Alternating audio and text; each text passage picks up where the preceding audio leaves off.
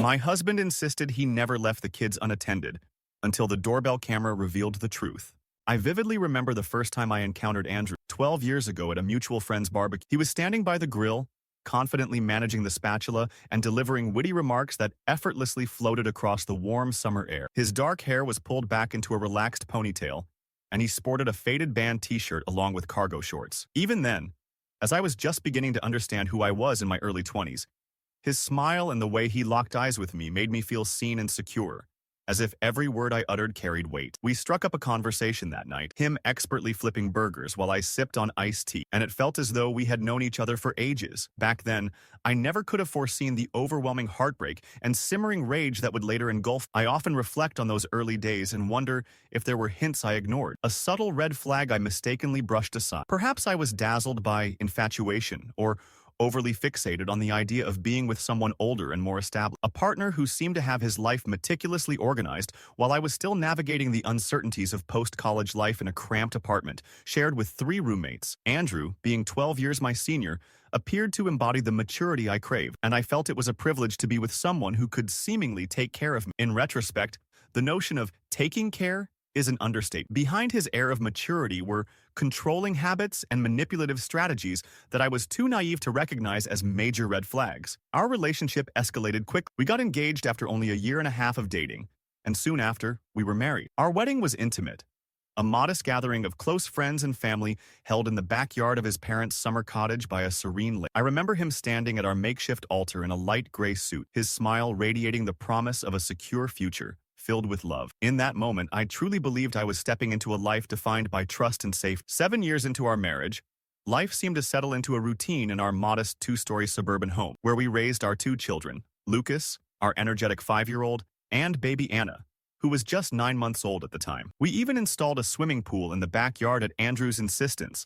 envisioning lively family barbecues and gatherings. Yet, beneath the surface of this seemingly stable life, a growing sense of unease began to take root over the course of nearly a year. It wasn't triggered by one isolated incident, but rather a succession of small, disconcerting behaviors, secretive phone calls taken in the garage, unexplained late-night text messages, and additional showers during the day after errands. Every time I questioned him about these odd occurrences, he dismissed my concerns with remarks like, "You're overreacting," or "That's crazy talk," or even a defensive, "I'm insulted you'd even think that." Everything shifted dramatically one ordinary Saturday. I had spent the day away at a special event, a fundraiser organized by the nonprofit, where I volunteered on the board of directors. Knowing how crucial this work was to me, Andrew was entrusted with parenting the children for the day. My phone was largely silent throughout the morning until I received a call from my mom. I imagined her in her cozy living, perhaps crocheting or idly flipping through TV channels, so I answered expecting our usual casual catch-up. Instead, her tone was edged with anxiety. "Hey, sweetie," she said gently.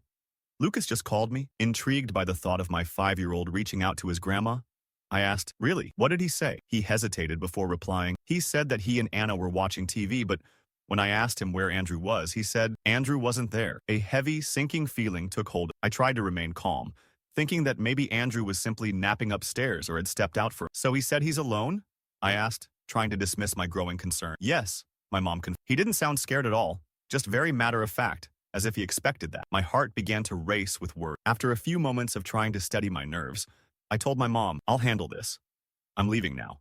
I barely remember the frantic rush that followed. I thanked my colleagues with hurried apologies as I left the event, my hands trembling as I fumbled with my car keys. Every minute on the drive back felt excruciatingly long, my mind swirling with thoughts of where Andrew could possibly be. Had he simply stepped out for a quick errand?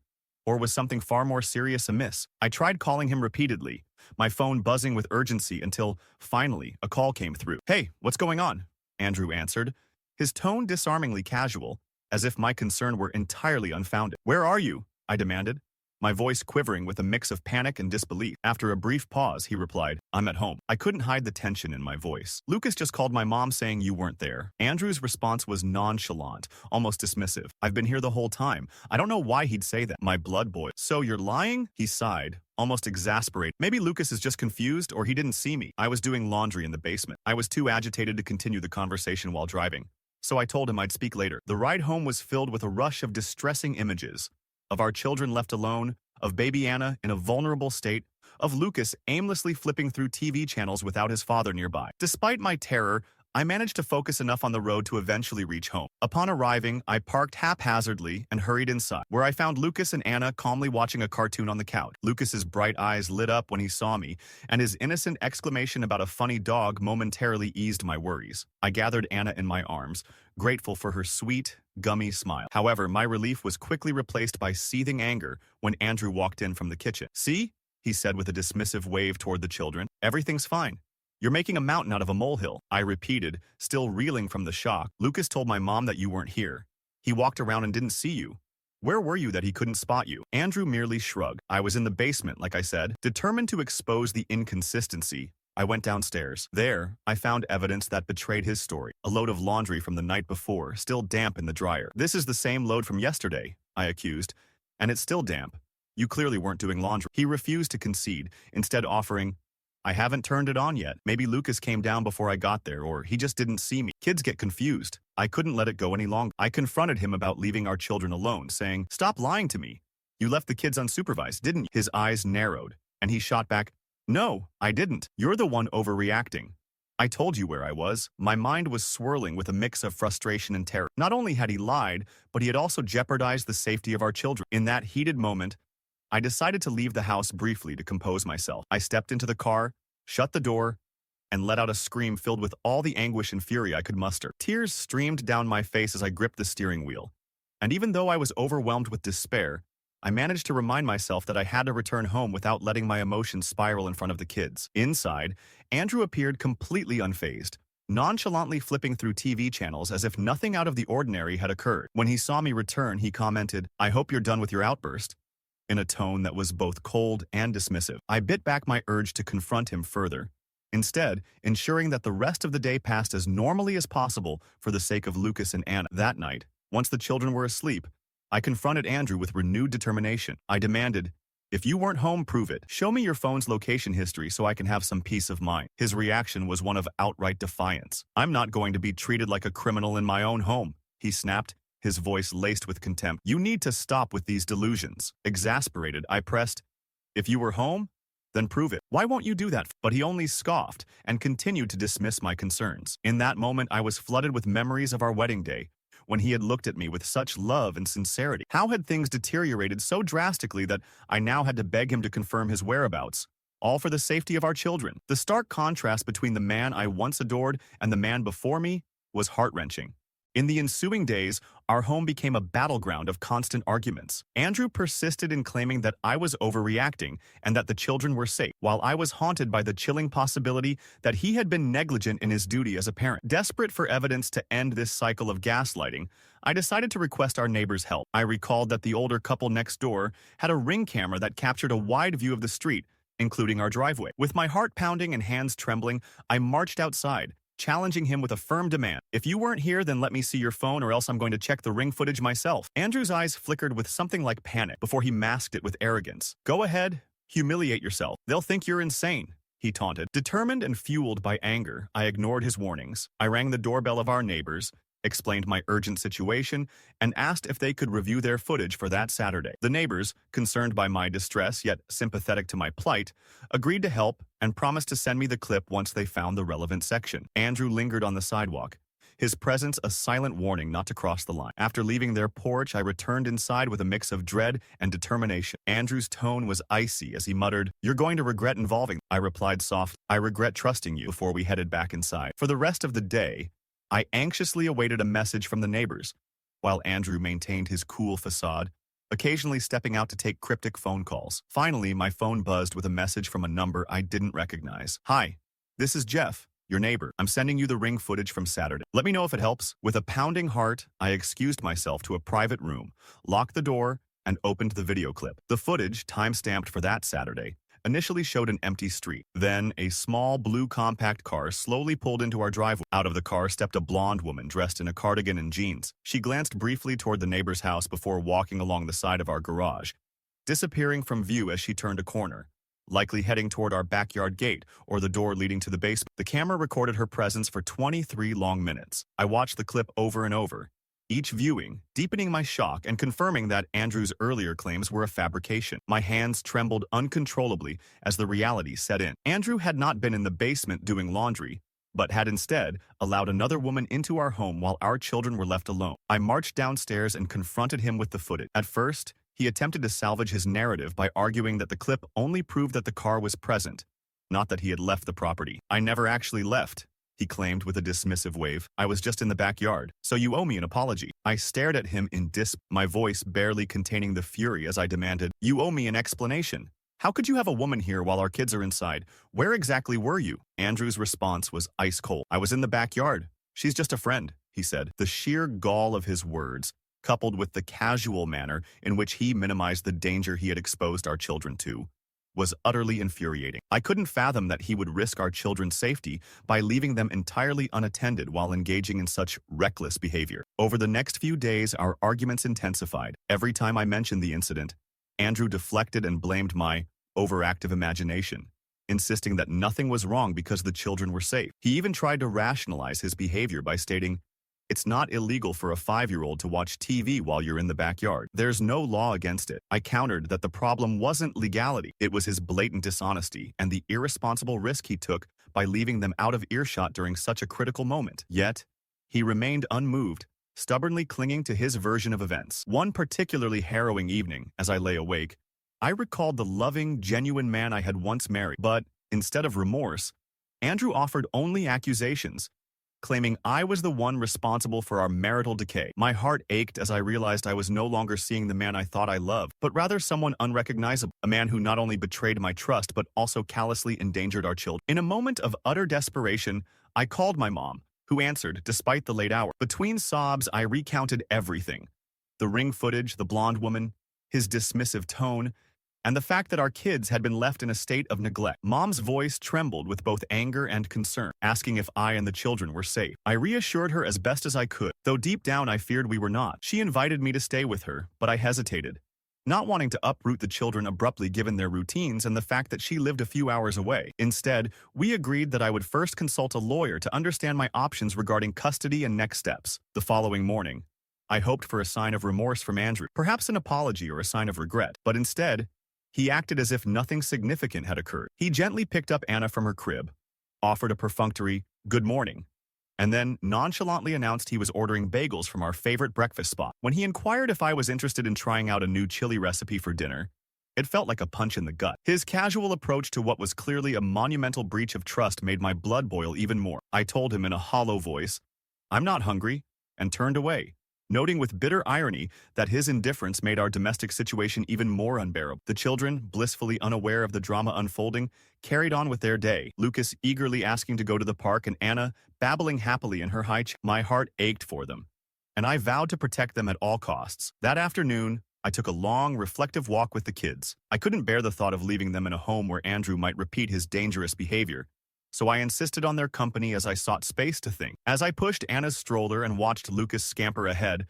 my mind churned with difficult questions. Had I saved enough money to leave him? Where would I go if I had to start over? Who could help with the kids, and would a custody battle tear our family apart? These questions weighed heavily on me as I navigated the crisp autumn air. Later that evening, after the children were tucked in for the night, Andrew tried once again to act like nothing was wrong. He switched on the TV and attempted to initiate a mundane conversation. I couldn't contain my astonishment as I told him, "You can't just ignore what happened." His response was a cold, mocking smirk. "I can do whatever I want. I told you everything you need to know.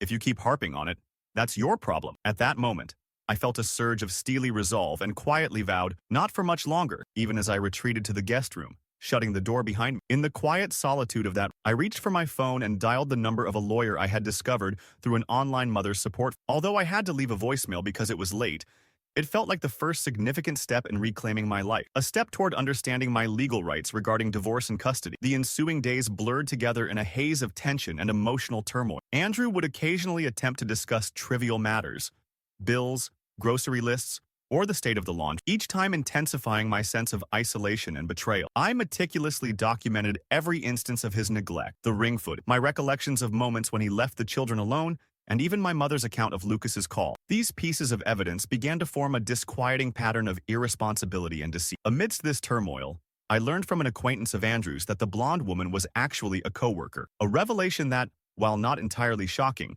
delivered a final painful confirmation of his betrayal. The fact that he had invited her into our home while our children were vulnerable was a new low I never could have imagined. After several days of heated confrontations and relentless emotional strain, I finally reached a breaking. One evening, I sat him down for a serious talk and said as calmly as I could, "This isn't working. I refuse to continue living in a situation where you lie about your whereabouts and endanger our children." His reaction was one of cold indifference as he asked, "So you're leaving?" With a mocking tone that only deepened my pain. I replied, my voice shaking, "I'm starting the process. If you won't be honest and prove that you can be trusted, I see no future for us together." With a dismissive wave of his hand, he retorted, "Do whatever you want. You're on your own." I could only nod, tears welling in my eyes as I took a final, pained glance around our home. The home that once symbolized love and hope.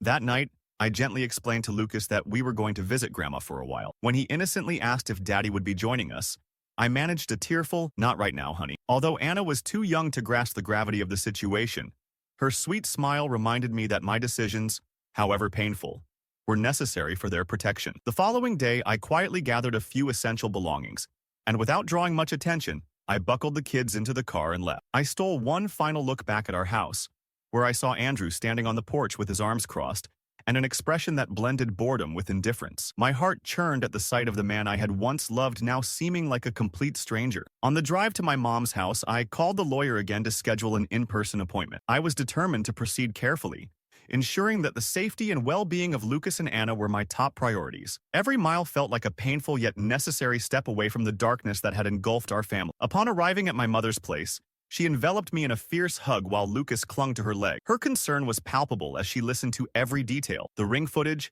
Andrew's dismissals, the neglect, and the emotional abuse. Over the next few days, as we began sorting out the logistics of a more permanent separation, Andrew's texts came in sporadic, filled with trivial complaints about household matters like the electricity bill. Not once did he express concern for Lucas or Anna, further proving how emotionally detached he had become. In the weeks that followed, I formally initiated divorce proceedings. Through my lawyer, I also requested temporary custody arrangements that would prevent Andrew from having unsupervised access to the children until he could demonstrate responsible behavior. As expected, Andrew learned of these actions and responded with a barrage of angry messages, accusing me of vindictiveness and trying to keep the kids from me. He even threatened to take everything. But I had diligently documented every suspicious incident, from the ring footage and my own recollections to my mother's corroborating account of Lucas's call. While this evidence might not have been ironclad in every detail, it painted a clear picture of negligence and deceit. At one point, Andrew attempted to backtrack, suggesting that we could resolve everything if I simply stopped with the drama. I pleaded with him for a genuine apology, for a moment of truth where he admitted his misdeeds and explained the presence of that woman in our home. Instead, he offered nothing but half-truths and further deflections, refusing to even confirm the woman's identity. My hope for reconciliation with the man I once adored evaporated, replaced by a resolute commitment to protect our children and myself. Now, as I continue to rebuild my life while residing with my mom, I have begun attending therapy to help mend the emotional wounds inflicted by Andrew's betrayal. Lucas has been enrolled in a new school near my mother's house, and although the transition is difficult, I am committed to maintaining as much stability as possible for him. I constantly remind myself that the painful memories of a marriage built on lies must give way to a future defined by honesty, safety, and love. Despite the heartbreak and challenges that lie ahead, I now stand with a fierce determination to forge a new path, one where I, along with Lucas and Anna, am free from the cycle of deception and neglect. In the quieter moments, after the kids have finally fallen asleep, I still feel the sting of betrayal and mourn the loss of the man I once believed I knew. However, I also find solace in the knowledge that by confronting the painful truth, I have taken the first steps toward reclaiming my life and securing a safer future for my children. Even though the journey ahead is uncertain and laden with challenges, I now face it with hope and resolve, confident that I deserve honesty and that Lucas and Anna deserve to grow up in a nurturing and secure environment. This is not the life I had envisioned, but it is the one that now makes sense. I have closed the chapter on a marriage built on lies and am now determined to build a new reality, one in which my children and I are valued, protected, and free to heal. And while the pain remains, I embrace the truth that has set me free, knowing that every step I take away from that dark chapter is a step toward a brighter, more honest future.